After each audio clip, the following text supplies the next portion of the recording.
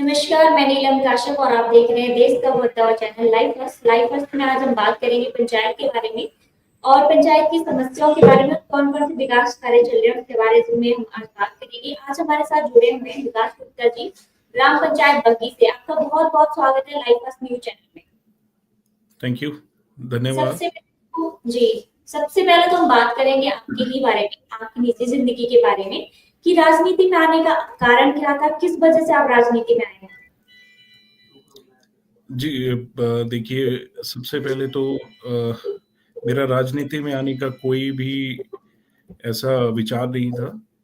जी, लेकिन हमारे जो परिवार की एक हिस्ट्री है, उसमें हमारे परिवार का जो कंट्रीब्यूशन सोशल एक्टिविटीज़ में रहा है और सोशल लोगों के लिए काम करने का जो जज़्बा रहा है, तो उसकी वजह से मेरे पिताजी जो थे 3 बार एनोनिमस प्रधान बने। मेरे दादाजी जो थे वो स्वतंत्रता सेनानी थे। जी, और आज के समय में मेरे जो चाचा जी हैं वो रोटरी क्लब के एक काफ़ी बड़े ओहदे पे हैं, जिससे वो सोशल सर्विस कर रहे हैं। तो बस उसी तरह से एक लोगों का जुड़ाव भी था कि परिवार में से कोई हमारा जो है वो आगे जो इस प्रथा को चला के रखे, प्रधान बने, गाँव के साथ जुड़ा रहे। तो इसकी जी। वजह से मुझे इसमें जो है मौका मिला। आपका बैकग्राउंड ही राजनीतिक रहा है, इस वजह से आप भी उसमें उस प्रथा को आगे लेके चल रहे हैं। अच्छी बात। राजनीति भी नहीं बोल सकते, लेकिन ये बोल सकते हैं कि ये लोगों के लिए हमारा जो एक काम करने का जज़्बा था, जो फैमिली में था, वही जी, परिवार में, क्योंकि हमारे ना कोई आज परिवार में ना कोई एमएलए है, ना एमपी है, ना पॉलिटिकल कोई ऐसा कुछ है, लेकिन हम लोग जो हैं सोशल एक्टिविटीज़ में भाग लेना जो है वो पसंद करते हैं, लोगों के साथ जुड़ाव पसंद करते हैं। जी। लोगों के साथ जुड़ाव होना और लोगों की समस्याओं के बारे में जानना। बहुत सारे लोग ऐसे गरीब लोग होते हैं जिनको बहुत सारी समस्या होती है और बट सुनने वाला कोई नहीं होता है। बट पंचायत में जो एक प्रतिनिधित्व होता है, जो एक पंचायत में जो हमारे प्रधान होते हैं, वो लोगों का कार्य करवा सकते हैं। उनके पास एक पावर होती है कि गरीब लोगों के बारे में जो है वो अच्छा कर सकते हैं। उनकी जो भी समस्या है उसको सुन के उन पे इम्प्लीमेंट करके और भी अच्छा जो है बेहतर बना सकते हैं। तो सर ये तो अच्छी बात है, अगर आपका पहले से ही पॉलिटिकल बैकग्राउंड है तो आप उन कार्यों को ज्यादा बेहतर तरीके से कर पाओगे, क्योंकि आपको उन चीजों की पहले से नॉलेज होगी कि जो लोग हैं उन लोगों को किस तरह से विकास की तरफ लेके जाना है।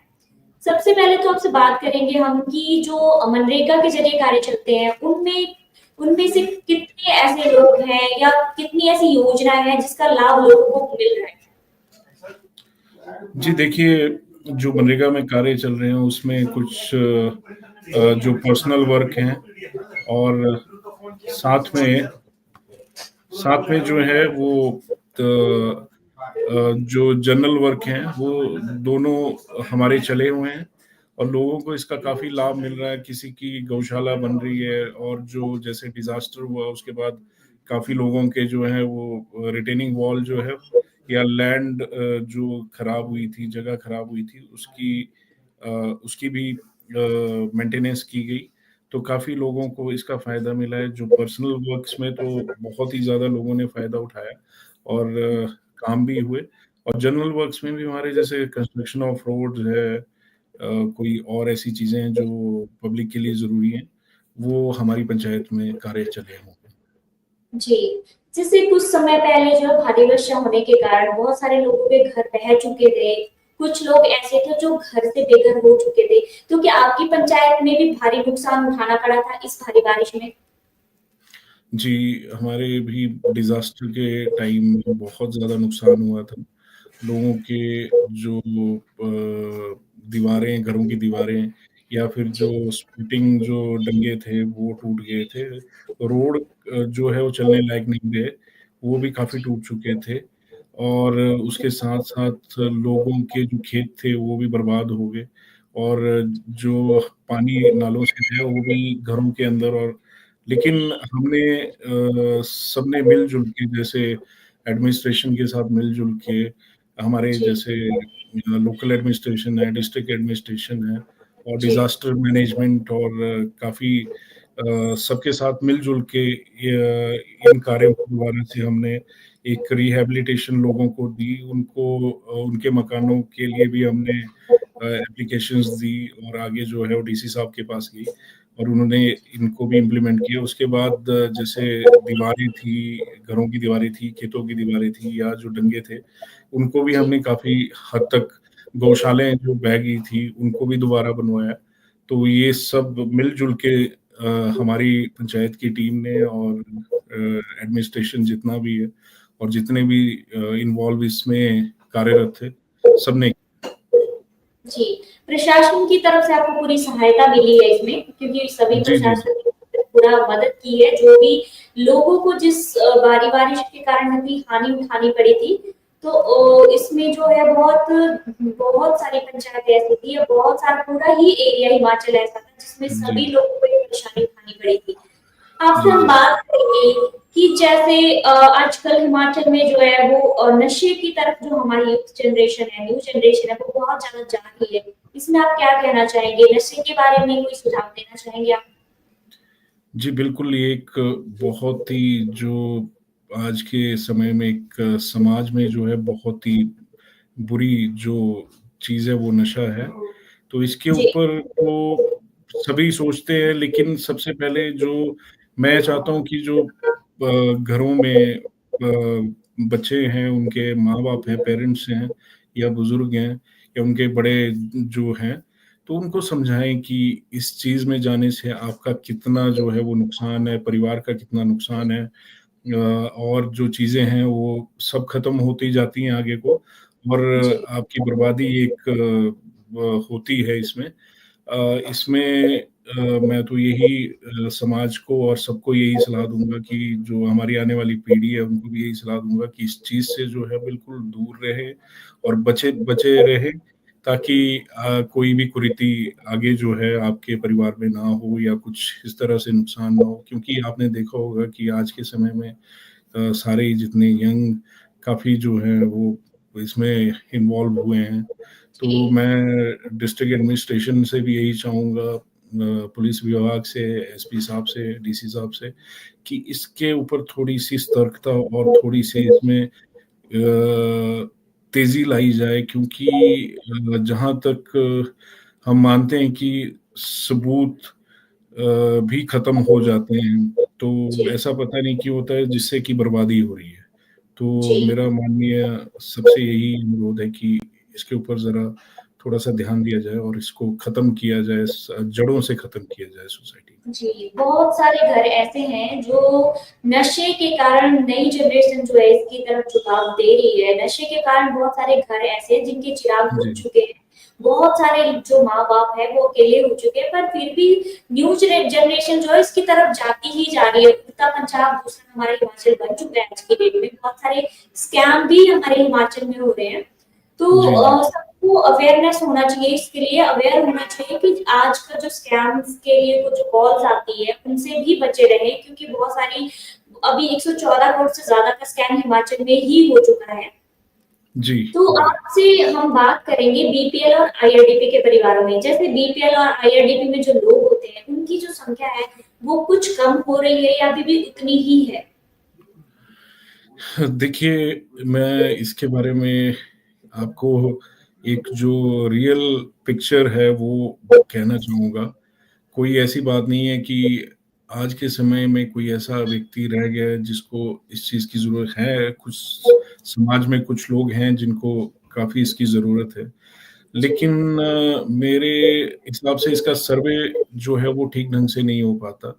सबसे पहले जो सर्वे होता है वो उसके बाद इसका और जो फाइनली जो है वो पंचायतों के ऊपर इसको डाल दिया जाता है कि आप इसका चयन करेंगे और जैसे जनरल हाउस होते हैं तो उसमें लड़ाई होती है तो पंचायतों को मजबूरन जिसके तरफ ज़्यादा सपोर्ट होगी तो उसको लेना पड़ता है क्योंकि जो हाउस कहेगा वही होगा।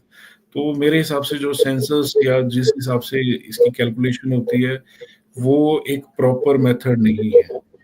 जी। तो इसको जैसे कि मेरा मेरा central government of Himachal Pradesh या सभी से मेरा अनुरोध है कि इसका जो है एक प्रॉपर प्रोसीजर बनाया जाए और इसकी जो है प्रॉपरली एक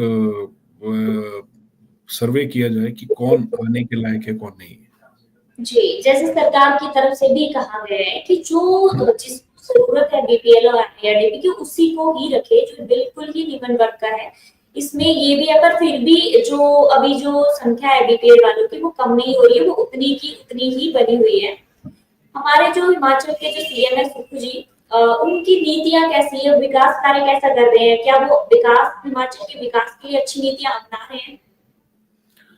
जी, देखिए जहाँ तक हिमाचल सरकार का सवाल है, तो हिमाचल सरकार जो है वो अच्छी नीतियाँ अपना रही है, खर्चे कम कर रही है और जो नए-नए जो पॉलिसीज़ हैं उनके ऊपर आ रही है। जैसे आपकी एक इसमें बेटियों के लिए भी है, शादी के बाद उनको एक पैसा दिया जाता है माँ-बाप को। उसके बाद आश्रय योजना है, बहुत जी, अच्छी स्कीम है वो भी।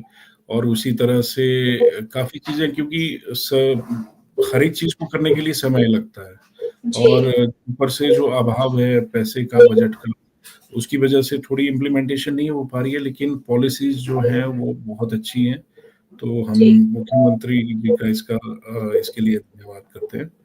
तो स्वास्थ्य के लिए आपकी जो पंचायत में है, कितना जो है जागरूक करवाया जाता है? क्या आपकी जो पंचायत में जो है वो स्वच्छता है?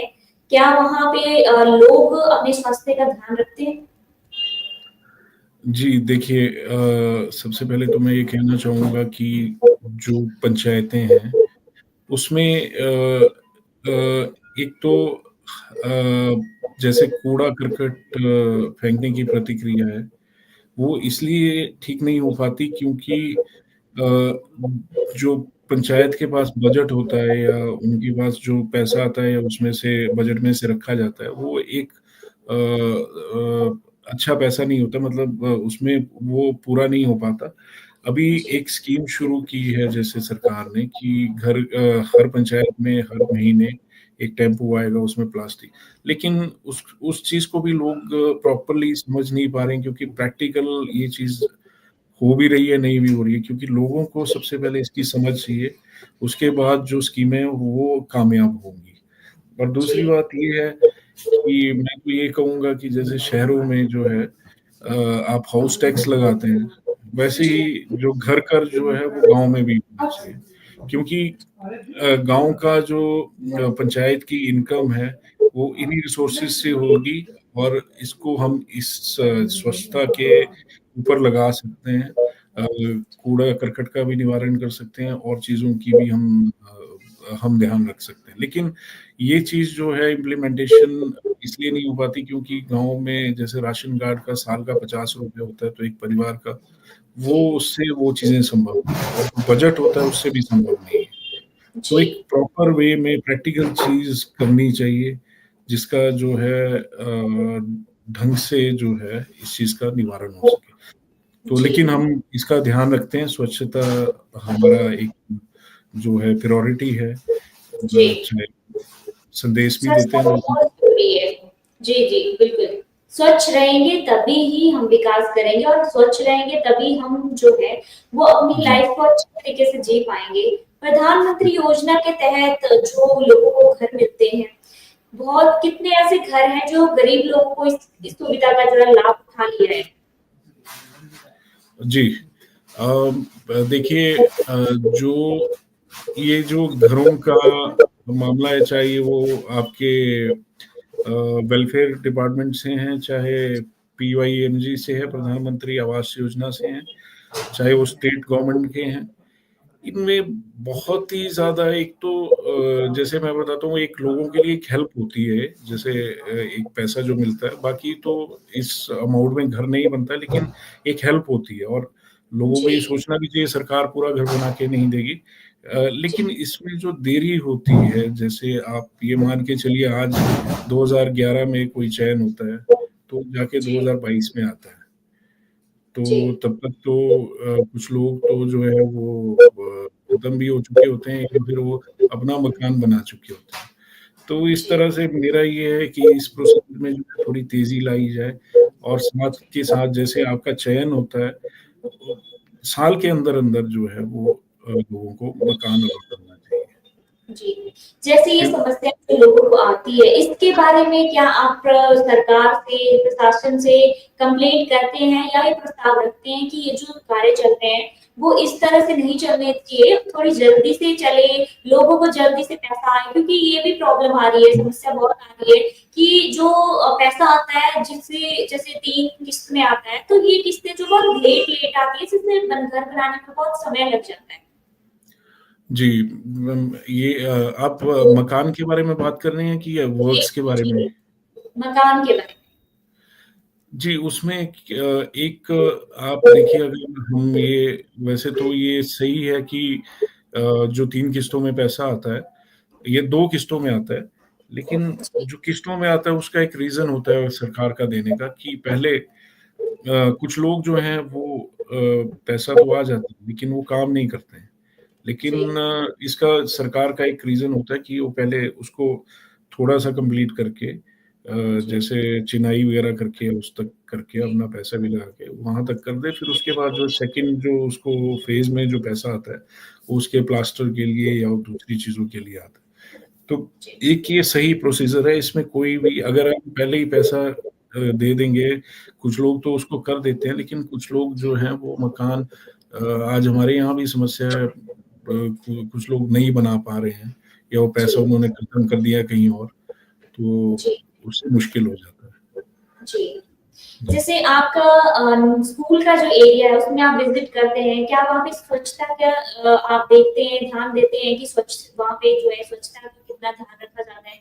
या फिर टीचर की कोई कमी होने की वजह से वहाँ पे कोई बच्चों को समस्या आ रही है?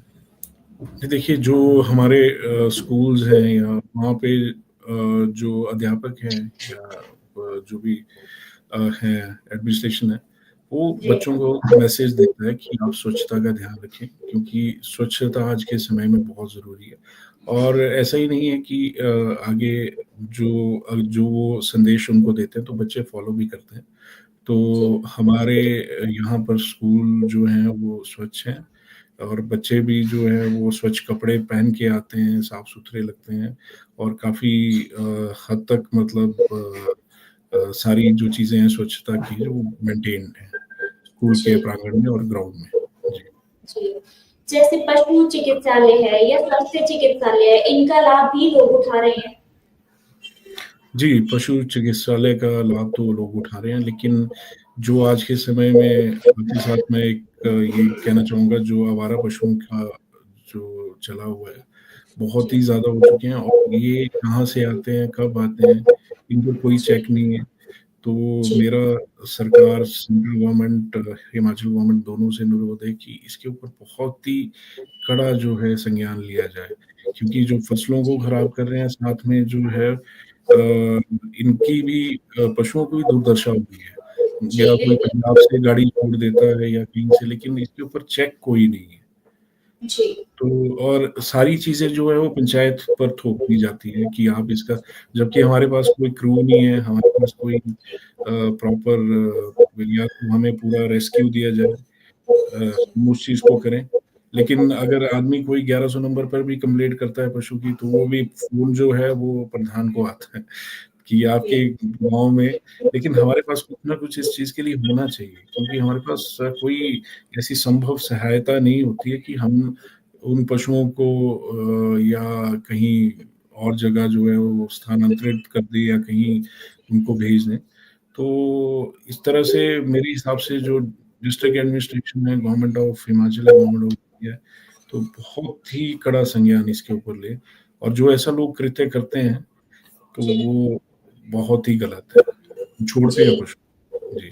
पशुओं को बहुत सारे लोग छोड़ देते हैं, इस्तेमाल करने के बाद उनको सड़कों पे लावारिस छोड़ देते हैं। जी। प्रशासन को इसके बारे में ज़रूर सोचना चाहिए कि एक बहुत बड़ी कोई गौशाला इनको बना देनी चाहिए ताकि हर एक जो पशु है, वो वहाँ पे नियर बाय जो है जितनी भी गौशाला है वहाँ पे चले रख ले ताकि पशुओं की जो भी आज की डेट में दुर्दशा हो रही है वो ना हो। क्योंकि बहुत ज़्यादा समस्या जो पशुओं को भी देखनी पड़ती है क्योंकि बहुत परेशानी उनको भी होती है।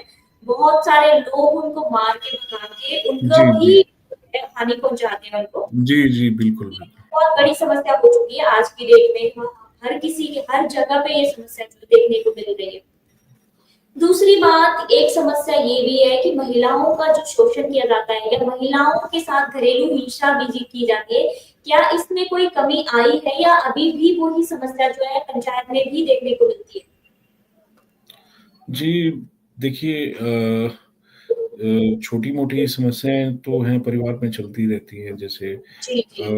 और ख़ासकर महिलाओं पे अत्याचार ये तो काफ़ी हद तक जो है अब कम हो चुका है।